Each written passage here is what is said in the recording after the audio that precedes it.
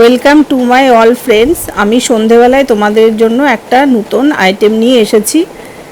তো আমি প্রথমে দুটো সামুদ্রিক মাছ নিয়েছি। এই মাছ দুটোকে আমি একটা চাকুর সাহায্যে চিড়ে চিড়ে নিচ্ছি, যাতে সমস্ত মশলাগুলো মাছের গায়ে ঢুকে যায়।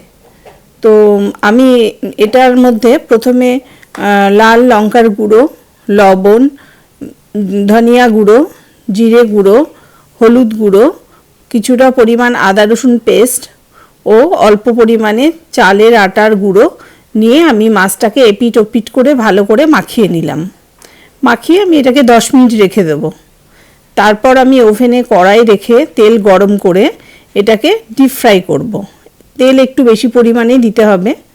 তো আমার মাছের একটা পিঠ যখন গোল্ডেন ব্রাউন হয়ে যাবে, আর একটা পিঠ আমি উল্টে দেবো, সেটাকেও গোল্ডেন ব্রাউন করে নেব। তো তোমরা যদি চাও তোমরা কাতলা মাছ দিয়ে করতে পারো, পমফ্রেট মাছ দিয়েও করতে পারো, সেটাও খুব টেস্টি হবে। তো আমার মাছ দুটো ডিপ ফ্রাই হয়ে গেল। এবার আমি এটাকে তেল থেকে আলাদা করে অন্য একটা প্লেটে রেখে দেব।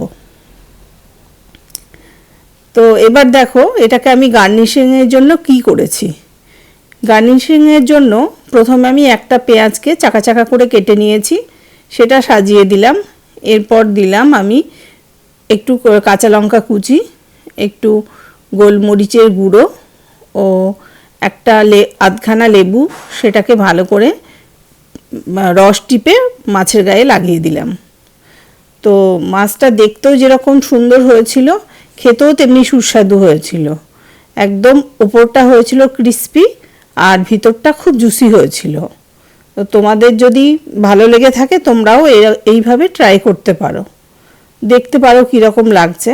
তাহলে ঠিক আছে, আজকে এই পর্যন্ত। কালকে আবার নতুন রেসিপি নিয়ে আসবো। Thank you.